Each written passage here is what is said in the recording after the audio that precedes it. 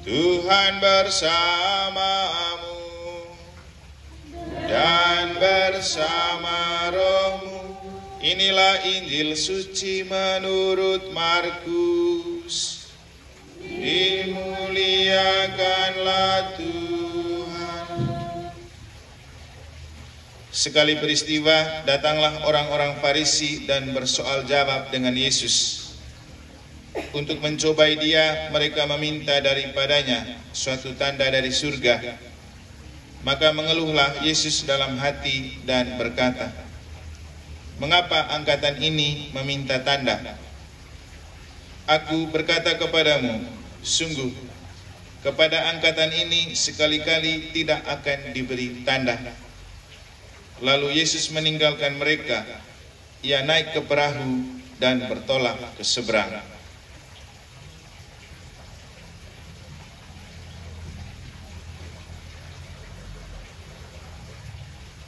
Demikianlah sabda Tuhan. Terpujilah Kristus.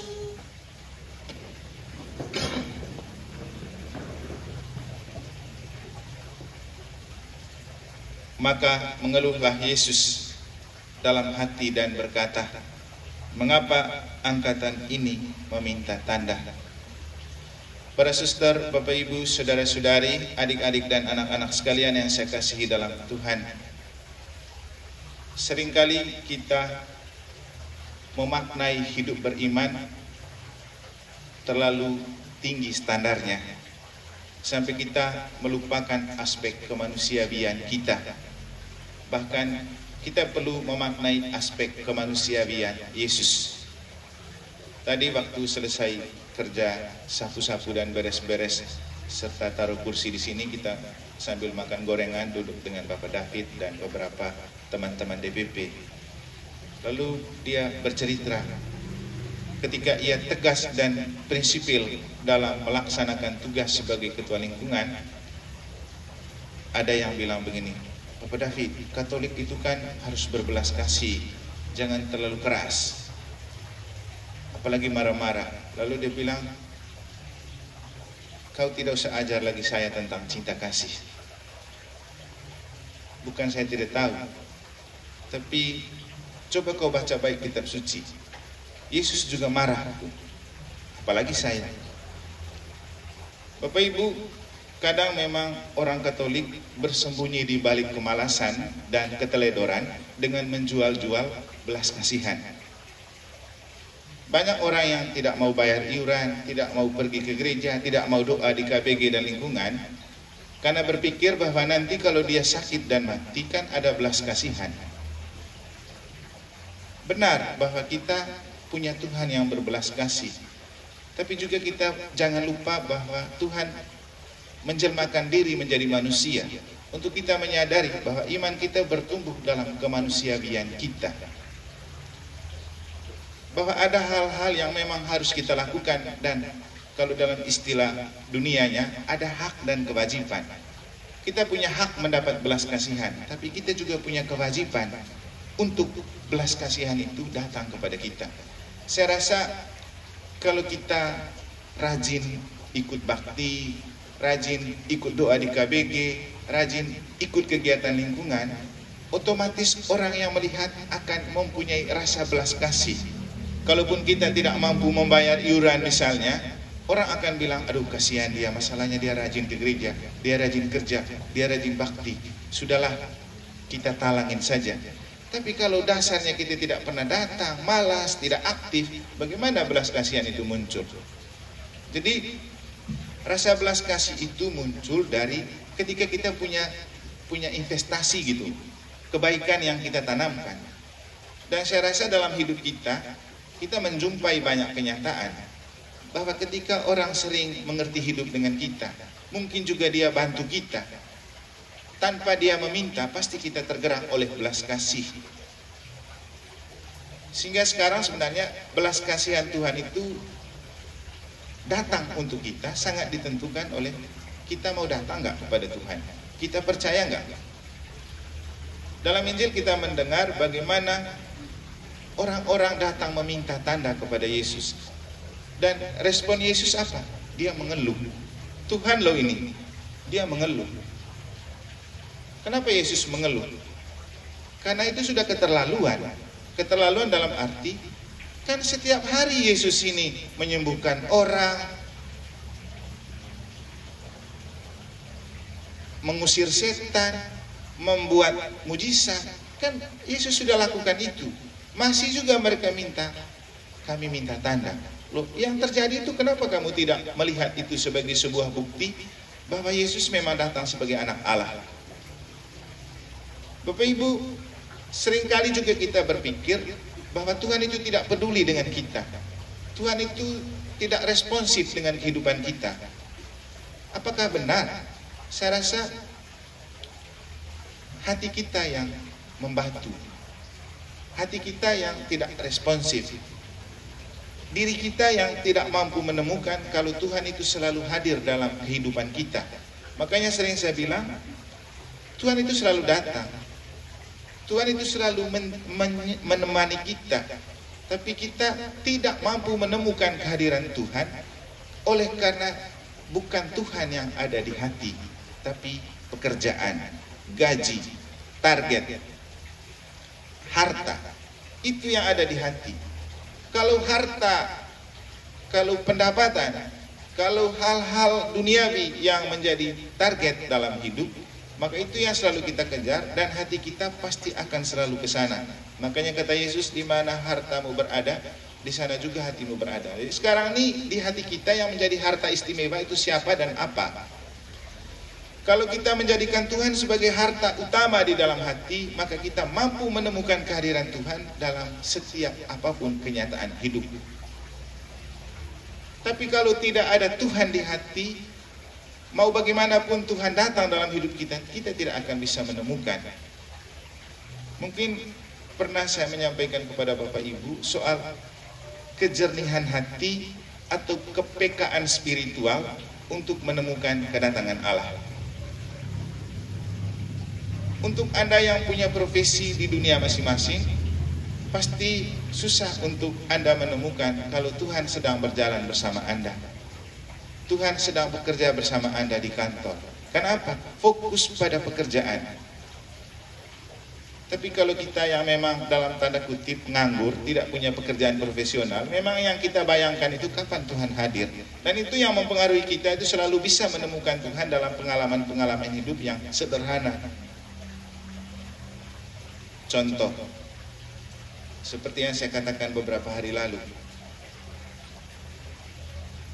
Ketika saya kasih makan anjing yang hitam, dia makan setengah, kemudian dia pergi cari anjing yang putih. Dan anjing yang putih datang dari belakang dengan penuh kebahagiaan, lari-lari untuk cari makanan yang mungkin entah bagaimana mereka berbicara. Jadi dia tahu bahwa dia sudah diajak makan oleh anjing-anjing yang hitam. Saya yang melihat merasa bagaimana begitu ya. Padahal ini kalau mereka makan bersama, kalau anjing putih ini kan lebih senior dia. Kalau dia lihat makanannya sangat kurang, pasti dia sering ini terkam ini yang hitam.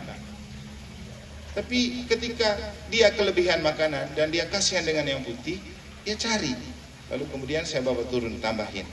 Ini anjing, berdua mereka tinggal di pastoran. Dan anjing ini saya rasa menarik. Setiap kali Angelus pasti ikut mereka gonggong. Pasti itu. Coba Bapak Ibu perhatikan. Tapi yang saya maknai dari pengalaman mereka seperti ini. Anjing itu bisa enjoy tinggal di pastoran ini. Bisa bahagia bersaudara. Tapi apakah umat yang datang gereja betul menemukan kebahagiaan sebagai saudara di tempat ini? Masa kita kalah sama anjing? Jadi kita datang ke gereja ini untuk menemukan kebahagiaan atau tidak? Dan kenapa mereka bisa bahagia? Karena mereka juga diciptakan oleh Tuhan. Jadi kalau binatang saja menemukan sukacita di gereja, apalagi kita manusia. Jadi kita ke gereja itu untuk menemukan sukacita, tapi mengandaikan memang kita datang dengan hati yang lugu dan polos. Kalau datang dengan hati yang bercokol dengan banyak rasa iri, egois, dan benci, memang tidak akan pernah menemukan kebahagiaan.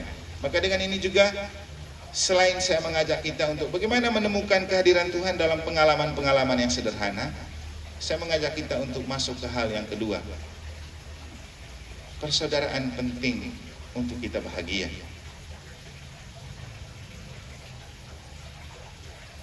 Tadi saya mengantar kita untuk memaknai persaudaraan itu dengan bercermin pada Maria dan Elizabeth. Bagaimana ketika Elizabeth dikunjungi oleh Maria, setelah Maria dikandungi oleh Roh Kudus, dia datang. Dan begitu salamnya sampai di pintu rahim yang dalam kandungan Elizabeth, melonjak kegirangan. Tapi itu sebenarnya ungkapan rasa bahagia, karena ketika Maria memberikan salam, maka ucapan yang diungkapkan oleh Maria itu kan sudah mengandung Roh Kudus, karena dia sudah mengandung Roh Kudus. Dan tadi kita dengar bagaimana Elizabeth dipenuhi oleh Roh Kudus, sehingga ketika Maria datang, ia bersuka cita. Dan mereka menemukan sebuah persaudaraan yang membahagiakan. Kan kemudian mereka saling memuji. Elizabeth bilang, siapakah aku ini sampai ibu Tuhanku datang mengunjungi aku? Berbahagialah engkau yang dirahmati. Jadi mereka menemukan kebahagiaan dari persaudaraan walau bukan sedarah. Nah, berbeda dengan dalam bacaan pertama, kita menemukan persaudaraan sedarah antara Kain dan Habel. Bagaimana Kain merasa iri dengan adiknya, padahal tidak merugikan dia. Tapi inilah hidup Bapak Ibu. Beberapa hari lalu saya mengatakan kepada kita, yang paling penting dalam hidup adalah mengelola perasaan. Kain membunuh Habel soal rasa saja, dia iri. Padahal kalau dia menganggap itu adiknya, sedarah dengan dia, bahwa Habel itu diterima persembahannya, kan dia bisa datang bersama Habel saja untuk merayu Tuhan, kan? Tidak perlu dia harus bunuh. Kan dia ini adik satu-satunya. Tapi ini kan soal rasa iri dan cemburu. Dan memang dalam hidup kita Bapak Ibu, pertengkaran terbesar sering terjadi di dalam keluarga sedara. Rebut harta dan baku bunuh itu hanya ada di dalam keluarga yang sedara. Cekcok dan perselisihan itu selalu terjadi dalam keluarga yang sedara. Itu fakta. Di manakah rasa bahwa darah yang menghidupkan dia juga adalah darah yang sama, terpercik untuk saya dari orang tua yang sama. Tapi orang tidak akan berpikir sampai ke sana. Yang penting dia punya kepuasan dipenuhi, dia babat saja saudaranya. Jadi dalam hidup kita kemudian orang tidak penting lagi itu namanya saudara, walaupun sedara. Karena yang paling penting adalah egoisme dan iri hati. Jadi lagi-lagi ini soal rasa. Maka kita memang perlu mengelola perasaan kita, dan kita butuh kehadiran Roh Kudus. Tidak ada kebahagiaan persaudaraan itu terjadi tanpa membiarkan Roh menjiwai kita. Bapak Ibu kalau mau merasa suka dengan saya dan terpikat dengan saya hanya bawa dalam doa. Dan Bapak Ibu juga biar tahu setiap kali saya berkhotbah apa yang saya minta. Tuhan, semoga roh yang sama yang menjiwai saya untuk berkhotbah juga jiwai mereka yang akan mendengar, supaya mereka itu bisa mendengar apa yang saya wartakan. Karena tanpa roh mempersatukan kita, tidak mungkin Bapak Ibu mau mendengar dengan baik. Jadi betul-betul kita butuh kehadiran roh. Itu yang membuat kita merasakan getaran-getaran cinta itu kalau kita hidup dalam roh yang satu dan sama. Kalau dalam orang-orang ilmu komunikasi atau retorika, tips untuk membuat seorang pembicara itu sukses menghipnotis dan memancing para pendengar, maka ia harus mampu mempersatukan jiwa dari dia yang berbicara dan jiwa dari mereka yang akan mendengar. Nah, untuk kita punya Roh Kudus, misa, kita mulai dengan dalam nama Bapa dan Putra dan Roh Kudus, dan kita melakukan hal yang sama. Itu kan yang mempersatukan kita, dan itu yang membahagiakan kita. Jadi kesimpulannya, Bapak Ibu, kalau mau menemukan kebahagiaan dalam persaudaraan, Mari kita bersaudara dalam roh. Karena saudara-saudara lebih punya kemungkinan untuk kita baku bunuh dan baku tikam. Kenapa?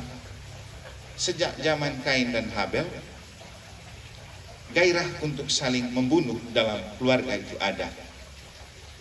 Dan makanya kenapa sekarang Bapak Ibu banyak terjadi pertengkaran dalam keluarga, cekcok dalam keluarga, bahkan baku bunuh dalam keluarga karena merebut harta. Harta menjadi lebih berharga daripada harga diri pribadi. Kenapa orang sampai nekat melakukan itu? Karena tidak ada Roh Kudus yang tinggal di hati. Tidak ada Roh Kudus yang menjiwai hati. Sama dengan kita orang Katolik, kalau tidak ada Roh Kudus yang menjiwai hati, kita akan menjadi orang Katolik yang terus bertengkar dan berkelahi, berselisih. Tidak akan pernah ada damai. Maka memang kita perlu Roh Kudus itu menjiwai hati. Dan kalau Roh Kudus menjiwai hati Bapak Ibu, saya yakin kita tidak perlu tanda istimewa dari Allah untuk menemukan Tuhan itu hebat dan hadir dalam hidup kita. Karena dalam pengalaman-pengalaman sederhana, oleh bantuan Roh Kudus yang dikatakan dengan discernment, kejernihan roh untuk melihat, kita mampu menemukan kehadiran Allah dan bahkan kemuliaan Allah dalam pengalaman-pengalaman yang sederhana. Seperti pengalaman anjing itu kita bisa maknai. Dan masih ada banyak pengalaman-pengalaman yang bisa kita maknai untuk menemukan kalau melalui dunia di sekitar kita, Tuhan selalu berkarya. Akhirnya saya menceritakan kepada Bapak Ibu sebuah pengalaman hari ini. Tadi pagi, biasanya saya itu hari Senin, saya punya doa tersendiri untuk memulai satu pekan dengan mempersatukan diri dengan alam. Menyatu dengan alam, ada caranya. Dan karena hari ini kita prosesi dengan cuaca yang seperti ini, saya berdoa khusus meminta kepada alam supaya kalau bisa kasih cuaca yang baik untuk hari ini. Mungkin memang kebetulan, tapi saya menceritakan karena memang saya sudah melakukan itu tadi. Jadi waktu saya olahraga, saya mencium bumi ini sambil saya meminta, kalau bisa hari ini kami mau prosesi. Apalagi saya punya obsesi hari ini itu bisa di gua, karena saya pakai kasula pertama ini yang saya baru pesan, kasula yang bergambar Bunda Maria, karena saya itu pencinta dan pengagum Bunda Maria yang selalu menjaga dan melindungi. Jadi kemarin saya ada pesan dua, satu yang seperti ini, satu yang saya pakai kemarin itu. Lalu saya bilang saya ingin sekali untuk pertama kali saya pakai jubah yang bergambar Bunda Maria ini bisa di gua Maria. Kalau bisa Tuhan melalui Allah memberikan cuaca yang baik. Ya sudah. Tadi kita kerja cerah, tidak ada pikir lagi nanti akan hujan. Setelah kita kerja ternyata angin hujan gelap. Sudah jam 5, saya berpikir nanti kalau tetap hujan akan diubah prosesnya. Kita mulai pembukaan di sini lalu prosesi terus ke gereja. Tapi sudah kembali saya berpikir, tadi saya sudah berdoa masa Tuhan tidak dengar.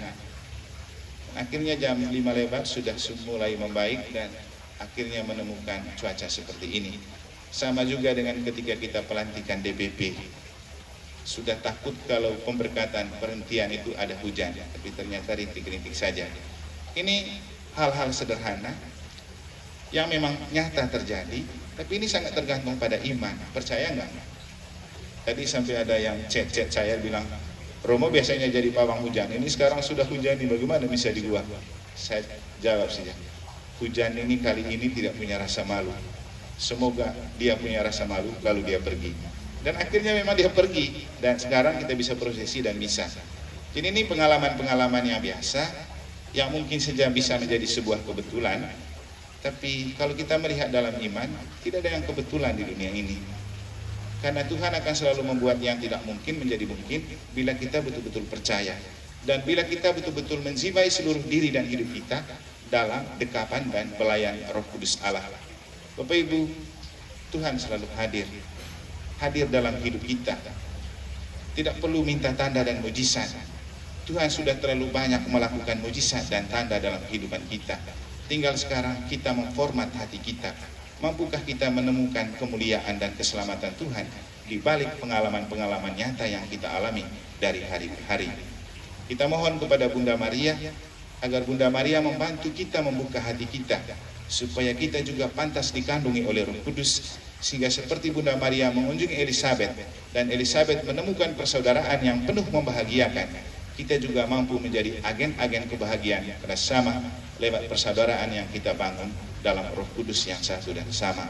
Semoga Tuhan memberkati. Terima kasih untuk kita semua yang telah hadir dalam perayaan dan prosesi ini, juga yang mengikuti secara live streaming. Semoga kehadiran kita menjadi berkat untuk hidup dan perjuangan kita ke depan, selalu disertai dan didoakan oleh Bunda Maria. Terima kasih untuk rekan-rekan Dewan yang telah mempersiapkan tempat pada sore hari ini, juga berdoa untuk kita dapat cuaca yang bagus. Dan memang sengaja saya meminta DPP yang bertugas untuk kali pertama ini, sebelum kita bagi tugas ke lingkungan, supaya teman-teman DPP menyadari pentingnya peran Bunda Maria bagi seluruh karya pastoral dan pelayanan kita. Sehingga dengan ini juga saya mengharapkan untuk kita jangan pernah meninggalkan diri atau menjauhkan diri dari doa dan penyertaan Bunda Maria untuk seluruh karya pelayanan kita. Karena Bapak Ibu, lagi-lagi saya mengingatkan kita juga untuk kita semua, mengapa perlu berdoa kepada Bunda Maria? Karena kekuatan doa Bunda Maria sangat dahsyat. Waktu gempa di Cianjur yang tidak rusak patung Bunda Maria. Waktu gempa di Turki juga patung Bunda Maria tetap utuh. Ini adalah tanda-tanda, karena sesuai dengan pesan Yesus dalam Injil, jangan lagi kita minta tanda, biar hati Tuhan dan hati Bunda Maria tidak sedih.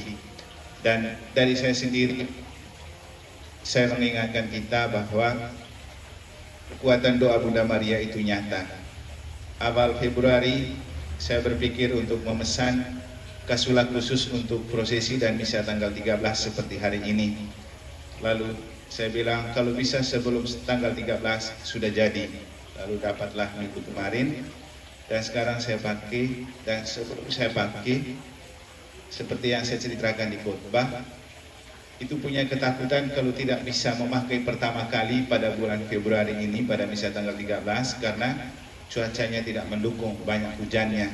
Sudah tadi saya sharingkan waktu khotbah, karena dari awal saya sudah ingin sekali untuk mendedikasikan kepada Bunda Maria pada prosesi dan misa tanggal 13, maka saya ingin supaya cuacanya baik dan mendukung, sehingga terjadilah hari ini. Jadi lagi-lagi ini adalah kekuatan doa dan cinta Bunda Maria kalau kita memang betul-betul percaya. Saya sendiri merasa bersyukur dan beruntung karena harapan saya tercapai. Misa tanggal 13 bulan Februari, cuacanya baik dan bisa saya dengan bahagia memakai kasula yang didedikasikan khusus untuk Bunda Maria, karena saya merasa peran Bunda Maria sangat kuat dalam seluruh hidup dan perjuangan sebagai imam, karena Bunda Maria adalah ratu para imam.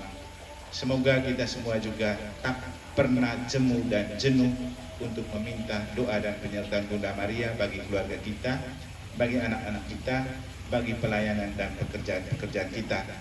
Maka dari itu marilah kita senantiasa memohon rahmat dan berkat Allah bagi hidup dan perjuangan kita, juga supaya Bunda Maria selalu menjaga, melindungi dan mendoakan kita.